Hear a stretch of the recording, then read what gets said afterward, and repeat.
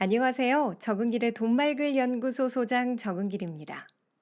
대부분의 사람들이 돈을 많이 벌고 싶어 합니다. 그래서 돈을 많이 버는 정보에 대해 관심이 많죠. 그런데 저는 그 전에 돈을 버는 방법의 종류에 대해 이야기해 보고 싶어요. 자본주의에서 돈을 버는 방법은 크게 세 가지입니다. 첫째는 근로소득이죠. 내가 일을 하고 버는 돈으로 대부분의 급여 생활자가 여기에 해당합니다. 지위의 높고 낮음에 관계없이 근로소득을 얻는 사람은 근로자예요. 대부분의 사람은 돈을 벌 때 근로소득부터 시작하죠. 둘째는 사업소득입니다. 작게 구멍가게를 하든 크게 매장을 운영하든 사업을 해서 돈을 버는 사람은 사업가입니다. 마지막 셋째는 자본소득이에요. 우리가 부러워하는 건물주 등이 여기에 해당하죠. 즉, 돈을 버는 소득 구조를 갖춘 사람이 바로 자본가인데요.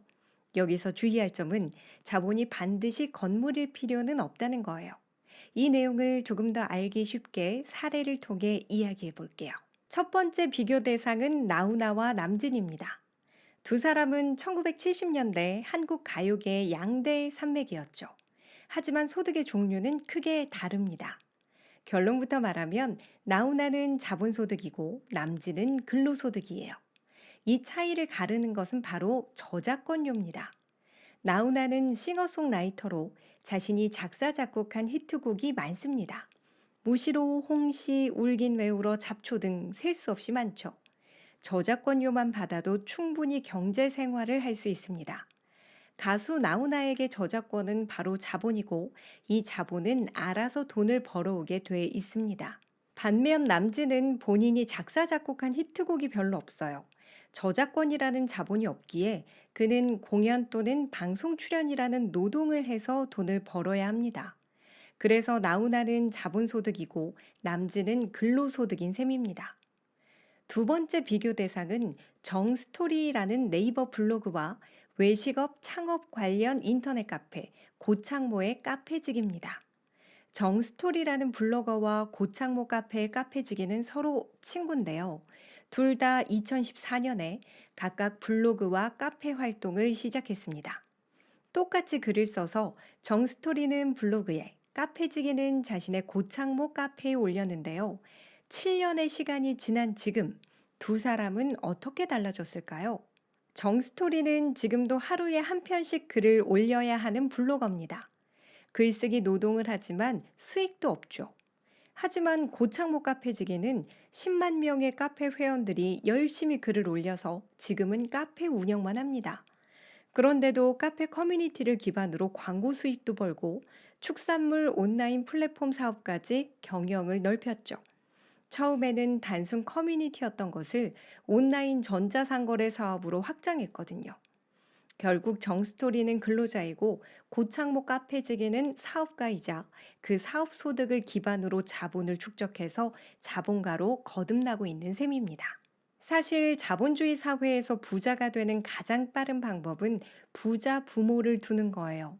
부자 부모에게 증여 또는 상속을 받는 게 사업가 또는 자본가 반열에 오르는 가장 빠른 방법이죠. 하지만 이건 인간의 영역이 아닙니다. 부자 부모를 골라서 태어날 수는 없으니까요. 그렇기에 부모 찬스를 쓰지 못하는 대부분의 사람은 노동으로 돈을 버는 일부터 시작해야 합니다. 우리는 거기서부터 소득 전략을 수립해야 하는데요. 이 전략의 핵심은 근로자 마인드에서 벗어나 사업가 마인드 또는 자본가 마인드로 무장하는 것입니다. 가수 나훈아의 작사 작곡 능력, 고창모 카페지기의 사업가 마인드가 여기에 해당하죠. 이들에게는 기술의 효능, 사람들의 협력, 자본의 힘을 이용할 줄 아는 경제 감각 등이 있었던 거예요. 이들처럼 우리도 소득의 본질을 이해하고 돈에 대해 마인드를 새롭게 정립해야 합니다. 작은 부자라도 되고 싶다면 너무 오랫동안 근로자에 멈춰서는 안 되는 거죠. 우리는 돈을 벌면 그 돈을 아껴 쓰고 저축도 해야 한다고 생각합니다.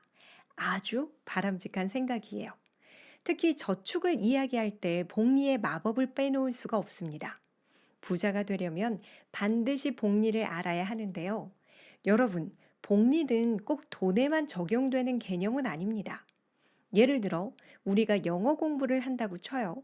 하루에 2시간씩 꾸준히 공부해서 10시간 공부한 합계와 하루에 몰아서 10시간 공부한 합계를 1년이라는 시간으로 비교해 보죠.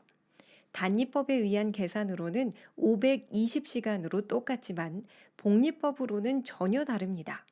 매회 10%의 이자가 붙은 공부가 쌓이거든요. 하루 2시간씩을 복리 효과로 계산하면 1년에 1085시간의 효과가 있습니다. 집중도에서도 차이가 있죠. 사람은 하루에 2시간은 집중해서 공부할 수 있지만 하루에 10시간은 집중해서 살 수 없습니다. 결국 영어 공부를 효과적으로 하는 방법은 하루에 2시간씩 꾸준히 하는 거예요. 이것이 공부의 복리 효과입니다. 돈도 똑같죠.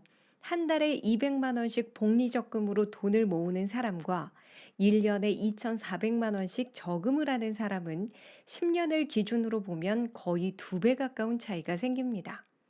복리 효과는 시간이 만들어주는 마법이고 매일, 매월 꾸준하게 돈을 모으면 그 돈이 스스로 알아서 이자를 만들어내는 마법을 부립니다.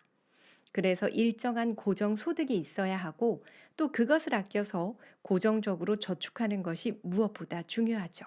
즉, 일정한 금액을 꾸준하게 쌓는 것이 복리의 효과이고 이 복리 효과에 의해 돈은 스스로 몸집을 불립니다.